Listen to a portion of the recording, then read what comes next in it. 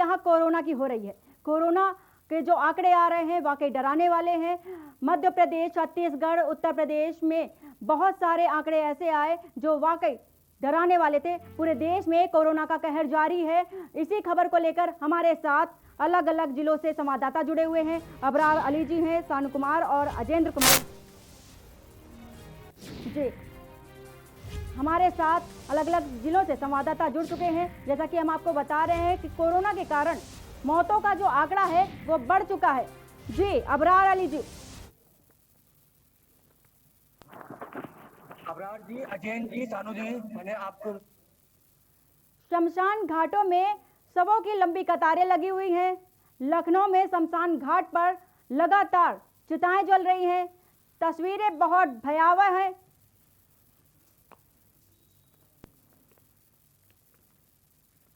Corona जिस तरह से हावी हो रहा है, हमारी दिनचर्या को पूरी तरह से प्रभावित कर रहा है। अबरार जी क्या कहेंगे आप?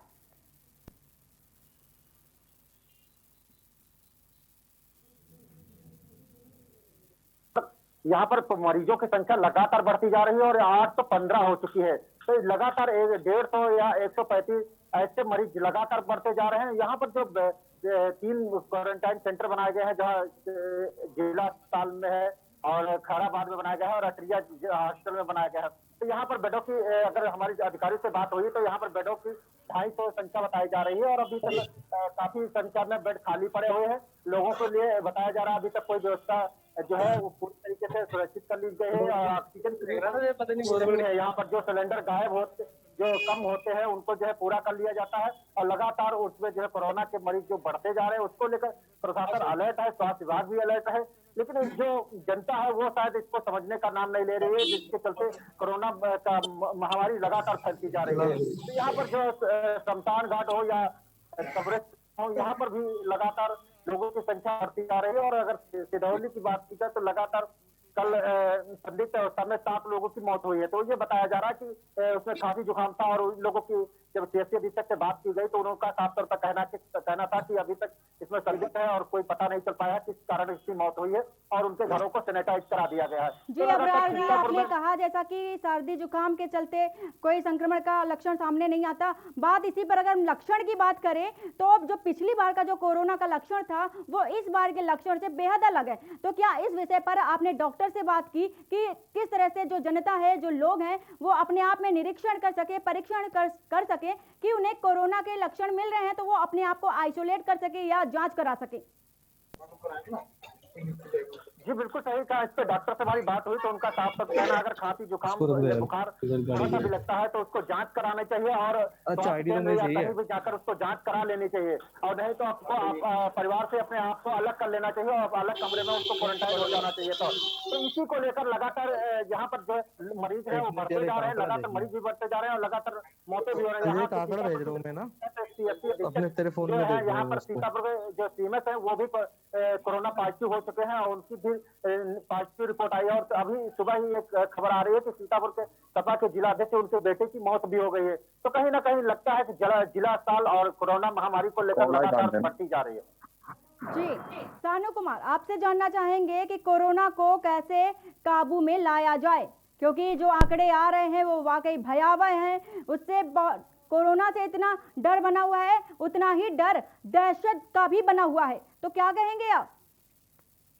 जी बिल्कुल, आपको बता दूं जैसे कि लगातार देश में कोरोना बढ़ रहा है और बात करें बरेली की तो बरेली में भी कोरोना कहीं किसी भी लोगों से अचूक नहीं रहा है। तो कल की बात करें तो बरेली में रिकॉर्ड तोड़ कोरोना पॉजिटिव संक्रमित मिले, 477 की आंकड़ा मिलने से स्वास्थ्य विभाग के भी हाथ पैर फूले हुए हैं।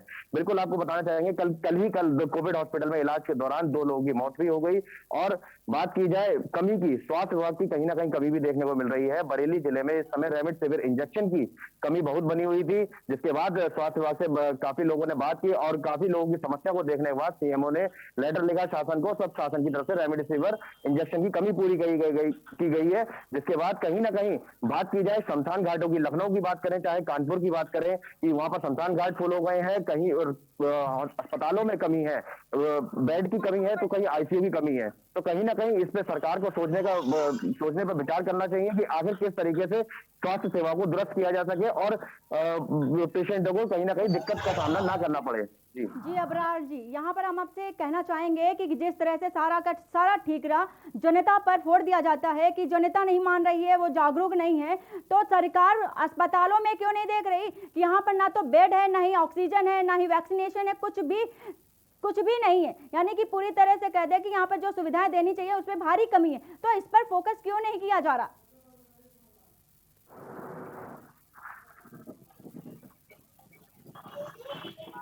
जी सानू जी। जिस तरीके से देखना चाहेंगे सरकार को कहीं ना कहीं इस पर सोचना आखिर पड़ेगा ही, क्योंकि स्वास्थ्य विभाग बिल्कुल तरीके से बेसदर कदरी से काम कर रहा है और मरीजों को इसमें दिक्कत उठानी पड़ रही है। हालांकि कहीं ना कहीं लोगों को भी जागरूक होने की इसमें जरूरत है कि जब तक स्वास्थ्य कोई भी उनमें लक्षण दिखाई दे तो तुरंत जांच करा लें, जिससे जांच होने पर उनके परिवार जनों को खतरा ना होने की कमी हो जाए। और बात की जाए स्वास्थ्य विभाग की, तो कहीं ना कहीं स्वास्थ्य विभाग को इससे लेकर के सरकार से बात करनी चाहिए कि आगे किस तरीके से कमियों को दुरुस्त किया जा सके। चाहे लखनऊ की बात करें, चाहे कानपुर की, वहां पर देखा जाए तो हमारे सहयोगियों ने भी बताया कि लखनऊ में बहुत ज्यादा कमी है और वहां पर शमशान फुल हो चुके हैं, लोगों को कतारें लंबी लंबी लगानी पड़ रही है अपने शवों को जलाने के लिए, जिससे काफी भयावह स्थिति अपने प्रदेश में देखने को मिल रही है। जी अजेंद्र जी आगरा से जुड़े हुए हैं। अजेंद्र जी, जिस तरह से यूपी सरकार ने शाम के 8 बजे से सुबह 7 बजे तक का लॉकडाउन या कर्फ्यू लगा दिया है, तो इसका क्या फर्क नजर आएगा? क्या इससे कोरोना में कमी पाई जा सकेगी?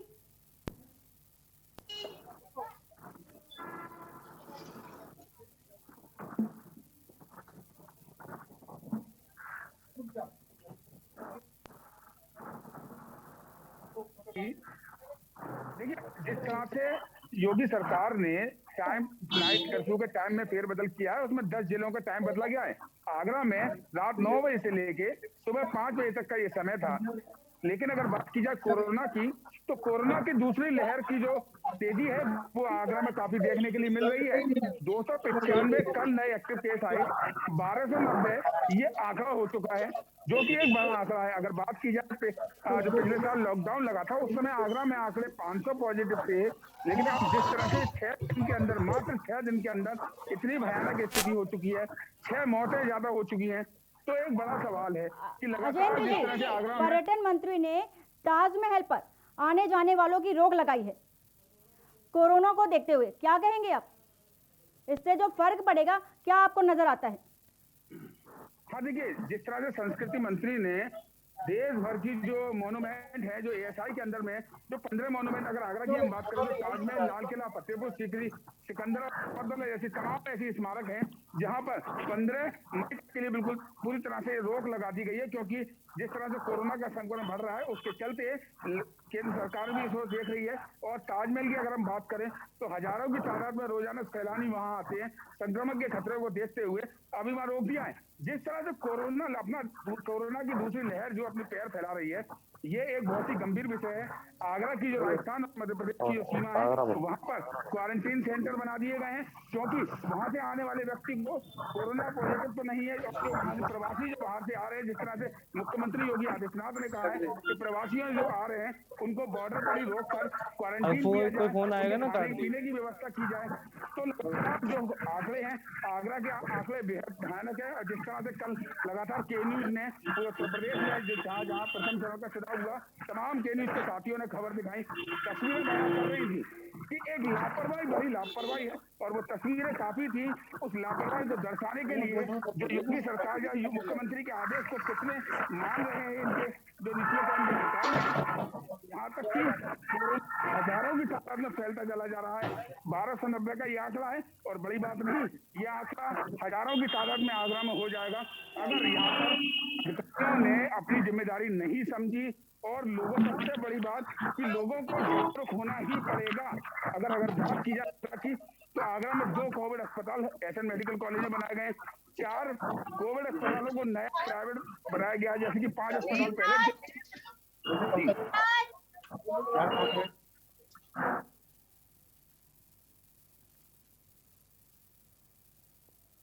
जी नवाब अली जी, आपसे जानना चाहेंगे कि निजी अस्पताल हो या सरकारी अस्पताल, सभी जगह दलाल सक्रिय हो गए हैं, वो परिजनों या जो भी मरीज है उनको लूटने के लिए तैयार है।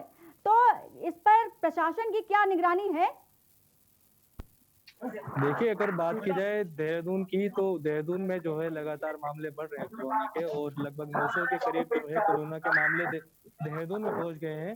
तो इससे एक बड़ा सवाल ये खड़ा होता है कि जिस तरह से उत्तराखंड में लगातार कोरोना के मरीज बढ़ रहे हैं, तो सरकार की तैयारियां क्या है? हम इस वक्त आप देखेंगे तो हम कोरोनेशन अस्पताल में हैं, और आप इधर देखिए कि किस तरह से यहाँ पर जो है लंबी कतारें लगी हुई हैं। लोग सुबह 8 बजे से यहाँ पर पहुंच गए हैं कोरोना की टेस्टिंग के लिए, घंटों घंटों लाइनों में खड़े हुए हैं।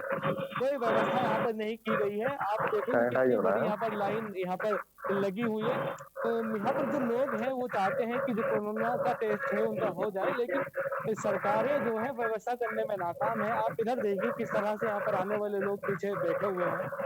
बात की जाए उत्तराखंड में स्वास्थ्य व्यवस्थाओं की, तो स्वास्थ्य व्यवस्थाओं को लेकर एक बड़ा सवाल खड़ा होता है कि सरकार जो दावे करती है कि यहाँ पर जो है मरीजों की देखभाल की जाएगी, या जो रोकथाम के लिए व्यवस्था की जा रही है, या टेस्ट की जो है वो टेस्ट बढ़ाए जाएंगे, लेकिन उस तरह का कोई भी मामला यहाँ पर तो देखने के लिए नहीं मिल रहा है। यहाँ पर आप देखिए, यहाँ पर हमने कई लोगों से हम बात भी बात करेंगे कि आखिर जो है वो लोग कब से यहाँ पर बैठे हुए हैं। आप कब से आए हैं जी? यहाँ पे 8 बजे से आए। कोई प्रॉपर बताते नहीं है कि पहले किस काउंटर पे जाना है, RAT कराने है या RT-PCR कराना है। इसी में कंफ्यूजन है, कोई बताने वाला नहीं है। आखिर में जो लोग बाद में आए उनका फिर पहले हो गया, क्योंकि उसमें एक तरह की गड़बड़ी हो गई। तो सुन लो, सुबह 4 घंटे से आप लोग यहाँ पर 4 घंटे से अभी टेस्ट ही नहीं हुआ। अभी टेस्ट ही नहीं हुआ, फिर रिपोर्ट करने के बाद। आप कब से आए हुए हैं जी? 8 बजे आ गए, साथ ही आ रहे हैं। अच्छा, आप लोग साथ में आ रखे हैं। तो यहाँ पर जो है कई लोगों से भी हमने आपकी जो है बात कराई है कि यहाँ पर जो है व्यवस्थाएं किस तरह से धरातल पर देखने को नहीं मिल रही हैं, किस तरह की यहाँ पर व्यवस्था है। तो इससे बड़ा सवाल ये खड़ा होता है कि आखिर सरकार जो दावे कर रही है कि हम लोग पूरी तरह से सतर्क है, स्वास्थ्य विभाग एकदम से सतर्क है, तो उनके जो दावे हैं वो हवाबाजी साबित हो रहे हैं। ग्राउंड लेवल पर बात करें तो यहाँ पर जो है रेमडेसिविर जो इंजेक्शन है वो भी खत्म हो गए उत्तराखंड में। और आज की अगर बात की जाए तो कोरोना के मामले 2230 मामले सामने आए हैं। सबसे ज्यादा मामले देहरादून से सामने आए हैं, जहां पर 900 के लगभग मामले कोरोना पॉजिटिव मिले हैं, और उसके बाद जो है हरिद्वार में 600 प्लस कोरोना पॉजिटिव मिले हैं। ये ग्राफ जो है लगातार जो है कुंभ के बाद से बढ़ रहा है कोरोना का है। तो ये कर रहे हैं आप, तो यहाँ पर हम आपको बता दें कि जिस तरह से प्रशासन और शासन ने मरकज में पाबंदी लगा दी, 200 की जगह 20 लोग केवल नमाज पढ़ सकेंगे, तो कुंभ में ऐसी पाबंदी क्यों नहीं लगाई गई थी? वहीं बात अगर तीरथ सरकार की करें तो सीएम तीरथ कहते हैं कि दो धर्मों का जो कंपैरिजन है वो ना किया जाए, दोनों की तुलना ना की जाए। मतलब कि ये पक्षपात एक तरह से नजर आता है। कुल मिलाकर अगर ये कहें तो कुंभ में ढिलाई है और मरकज में मनाही।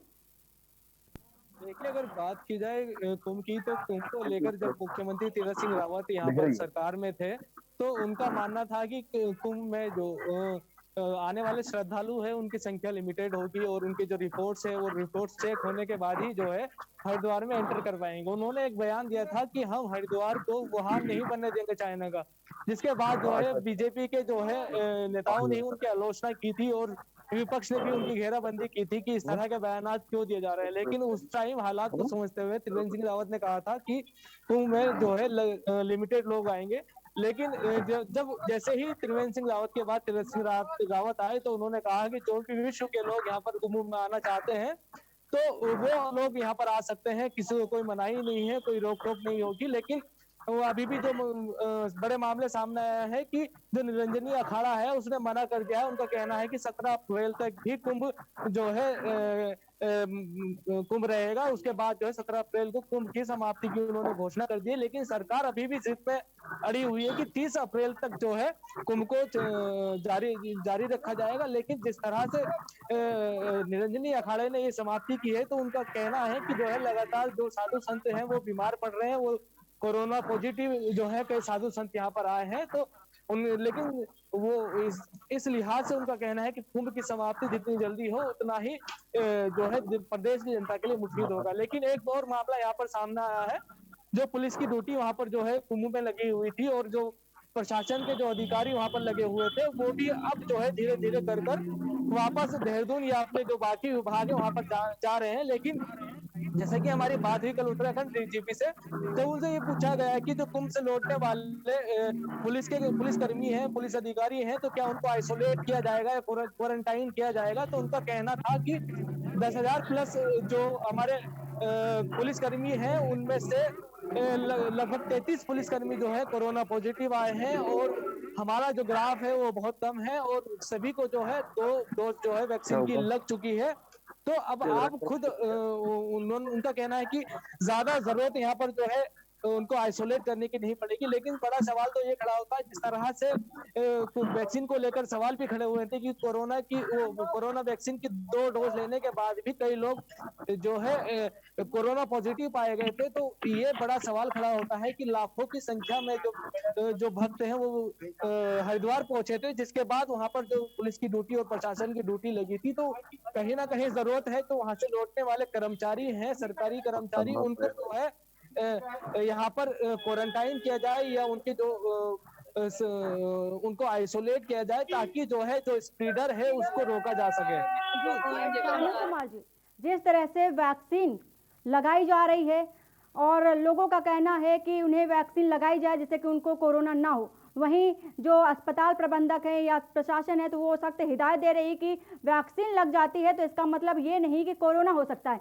ऐसे में रशिया वैक्सीन हमारे देश में कंट्रोल करने के लिए स्पुतनिक वी वैक्सीन जिसका नाम है वो उसको मंजूरी दी गई है।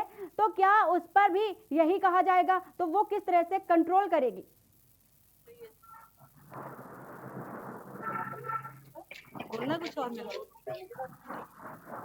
सानू कुमार जी, जी क्या जो नई वैक्सीन स्पुतनिक वी को हमारे देश में मंजूरी दी गई है उसको क्या वह वैक्सीन लोगों में, जनता में अपना विश्वास जमा पाएगी? क्योंकि वैक्सीन को लेकर बहुत सारे अभी भी भ्रम जनता में देखने को मिल रहे हैं।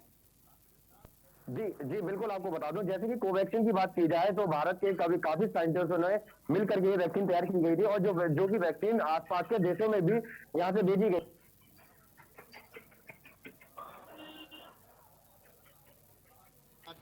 लोगों को लगाई जा रही है। हाँ, लोगों में कहीं ना कहीं भ्रम देखने को मिल रहा है कि कोवैक्सीन के लगने के बाद भी, दोनों डोज लगने के बाद भी लोग कोरोना पॉजिटिव हो जा रहे हैं। अब बात की जाए कि विदेशी वैक्सीन की, तो ये कहीं ना कहीं लोगों में सोचने को लिए मजबूर कर रही है कि कोवैक्सीन से अगर असर नहीं होता है तो वो वैक्सीन जरूर लगवाएंगे और उसका टीकाकरण करवाएंगे, क्या पता उससे कोरोना कहीं ना कहीं धीमा पड़ता हुआ नजर आए। जी, तो यही सवाल है, क्या वो विश्वास जमा पाएगी? क्योंकि जिस तरह से जो जनता में भ्रम देखा गया कि हम वैक्सीन नहीं लगाएंगे, अगर वैक्सीन लगा लिए तो शायद हमें कोरोना हो जाए जिसको नहीं है, ऐसे कई सारे सवाल सामने आए। देखिए, बिल्कुल कहीं ना कहीं हम आपको बता दें, जनता को इसमें थोड़ा सा विश्वास करने की जरूरत है और जागरूक होने की जरूरत है। कोवैक्सीन का असर, जैसे कि हम लोग को डॉक्टरों से बात की और सीएमओ से बात की और काफी अच्छे साइंटिस्टों से बात की, तो उसमें पता लगा, उनके रिसर्च में ये आया है कि पहली डोज लगने के बाद और जब दूसरी डोज लगाई जाती है और दूसरी डोज के 28 दिनों बाद कोवैक्सीन असर अपना कहीं ना कहीं दिखाना मजबूत तरीके से दिखा पाती है। लेकिन उससे पहले ही लोग कोवैक्सीन लगवा लेते हैं और उसके बाद सोचते हैं कि हमने तो जग जीत लिया और कोवैक्सीन अब कोरोना हमारा कुछ नहीं कर पाएगा। लेकिन ये बिल्कुल गलतफहमी लोगों में देखने को मिली। इसी की वजह से संक्रमितों का आंकड़ा कोवैक्सीन लगने के बावजूद भी बढ़ता हुआ दिखाई दिया। कल की बात करें तो कल पंचायत चुनाव था, पूरे 18 जिलों में पंचायत चुनाव था। आपको बरेली की तस्वीरें दिखाई गई जहां पर एक कोरोना का बहुत बड़ा खतरा देखने को मिला। एक जिले की बात की नहीं की जाए, हर जिले में तो उसको पंचायत चुनाव का खतरा कहीं ना कहीं देखने को मिला। चुनाव आयोग ने इलेक्शन को नहीं टाला, जिसकी वजह से आने वाले दिनों में आपको कहीं ना कहीं कोरोना संक्रमित आगे बढ़ते हुए अच्छी तादाद में दिखाई देंगे। क्योंकि कल की हमने जब बरेली की तस्वीरें दिखाई तो बरेली में एक के ऊपर एक लोग वोट डालने के लिए डटे हुए थे, जिसका कहीं ना कहीं डर बना हुआ है। जी अजेंद्र जी, जिस तरह से कोरोना हम पर हावी होता चला जा रहा है, हमारी दिनचर्या को प्रभावित कर रहा है, ये पूरी चैन किस तरह से टूटेगी? क्या इस पर आपने डॉक्टर से बात की, क्या उनका कहना है? देखिए, जिस तरह से दो दिन पहले जो एसएन मेडिकल कॉलेज के सुपरिटेंडेंट थे डॉक्टर नीरज यादव, उनसे हमने बात करी तो उन्होंने साफ तौर से कैमरे पर भी कहा कि सबसे ज्यादा जरूरी है कि लोगों को सुरक्षा खुद करनी होगी, वो अपनी सुरक्षा करें और ना ही दूसरे के लिए वो कैरियर बने।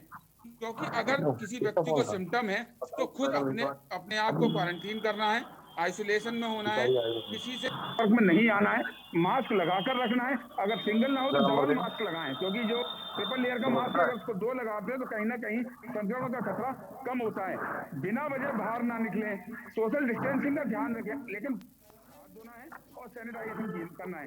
लेकिन सबसे बड़ी दिक्कत जो आती है वो आम जनता में, जैसा कि अभी हमारे साथी थे बरेली से, उन्होंने बताया कि, और आपका सवाल भी था कि वैक्सीनेशन पर लोग विश्वास कैसे करें।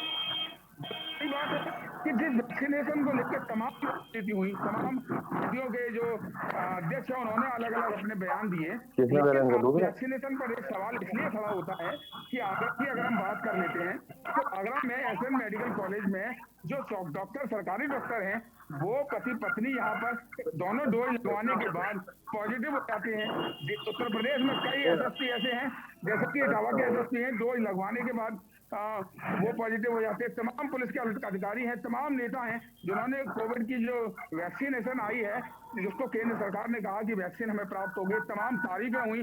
पूरे वर्ल्ड के अंदर तो कहा गया कि भारत ने वैक्सीन को तमाम जगह मंगाई है, कोरोना को घटाएंगे। लेकिन एक सवालिया निशान खड़ा होता है कि आखिर कहाँ वो चूक हुई कि जिसमें वैक्सीन लगाने के बाद भी उस व्यक्ति को दोबारा कोरोना हो रहा है। तो लोगों का डर अपनी जगह बिल्कुल जायज है। जिस तरह से विदेशी वैक्सीन मंगाने की बात कही जा रही है, तो वैक्सीन पर भी तमाम सवाल खड़े होंगे। ये क्या गारंटी होगी कि इस वैक्सीन को लगवाने के बाद हमें कोरोना नहीं होगा? तो तमाम इस तरह की चर्चाएं करते हुए आगरा में लोग सड़कों पर देखे जाते हैं, तमाम अस्पतालों में देखे जाते हैं। लेकिन हम लगातार न्यूज के माध्यम से कहेंगे कि केंद्र सरकार और स्टेट गवर्नमेंट लगातार कह रही है कि 45 वर्ष से उम्र के ज्यादा लोगों को वैक्सीन जरूर लगवानी चाहिए, और वैक्सीन जरूर लगवाएं, क्योंकि कहीं ना कहीं कोई कमी हो सकती है कि चाहे व्यक्ति को दोबारा से कोरोना हो जाता है, लेकिन ये पक्का है कि वैक्सीन लगवाने से कहीं ना कहीं उस व्यक्ति को भविष्य में कुछ थोड़ा रिलीफ जरूर मिल सकेगा। और जैसे कि केंद्र सरकार और स्टेट गवर्नमेंट लगातार कोशिश कर रही है कि हर व्यक्ति को वैक्सीनेशन होना चाहिए, जिसमें कि जो कोरोना है सबसे ज्यादा जो खतरनाक है वो बुजुर्ग जो हैं, जो कि शुगर के पेशेंट हैं और जो हार्ट के पेशेंट हैं। सबसे ज्यादा शुगर और हार्ट के पेशेंट के लिए दिक्कत इसलिए आती है कि उनकी एज भी काफी हो चुकी है, और ये कोरोना सीधे जो है अंदरूनी हिस्से पर अटैक करता है। उसके चलते एक खतरा तो जरूर है। आगरा के अगर हम आंकड़े की बात कर लेते हैं तो आगरा के आंकड़े बेहद चौंकाने वाले हैं, क्योंकि कोरोना की दूसरी लहर आगरा में आई है उसकी स्पीड काफी तेज है। अगर पिछले हफ्ते की बात कर लेते हैं तो 1600 पेशेंट हो चुके हैं, हालांकि उसमें कुछ लोग ठीक होकर जा चुके हैं। अब कुल मिलाकर 1290 एक्टिव हैं। पहले एक शतक लगता था, 2 शतक लगते थे, लेकिन अब 13 शतक के एक दिन में 300 के आसपास मरीज आना एक बहुत बड़ी बात है। कहाँ एक और 10 से 12 मरीज आते थे, लेकिन अब एक दिन में 300 के आसपास मरीज आना एक अपने अंदर बड़ा सवाल है कि अगर इसी तरह से डेली ही इतने मरीज आएंगे तो ये आंकड़ा हजारों में पार हो जाएगा, जो कि एक बहुत ही भयानक स्थिति है। और लगातार हम आगरा और साथ ही साथ के न्यूज के दर्शकों से अपील करते हैं कि कोरोना को से बचना है तो खुद ही बचना होगा, सोशल डिस्टेंसिंग का ख्याल रखना होगा, बिना वजह बिल्कुल नहीं जाना होगा, और मास्क लगाकर रहें, क्योंकि ये बीमारी एक बहुत ही घातक बीमारी है जिसने पूरे वर्ल्ड। जी अबरार अली जी, जिस तरह से सरकार कह रही है कि जिन्हें कोरोना के लक्षण दिखाई पड़ते हैं तो खुद होम आइसोलेट हो जाए, तो मरीज जो संक्रमित है वो होम आइसोलेट तो हो जाएगा, लेकिन उसके बाद उसका जो परीक्षण है, निरीक्षण करने के लिए कोई भी स्वास्थ्य केंद्र से क्या आता है, कोई जानकारी लेने या कोई अपडेट लेने के लिए पहुंच रहा है?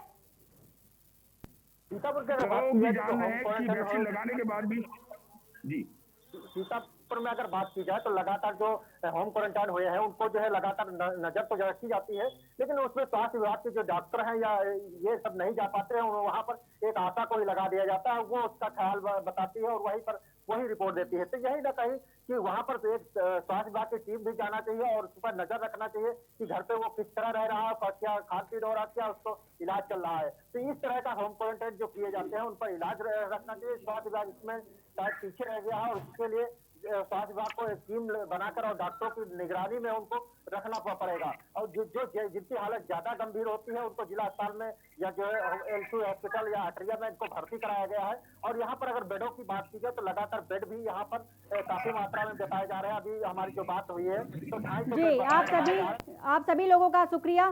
तो हम यहाँ बता रहे थे कि किस तरह से कोरोना का कहर लगातार जारी है।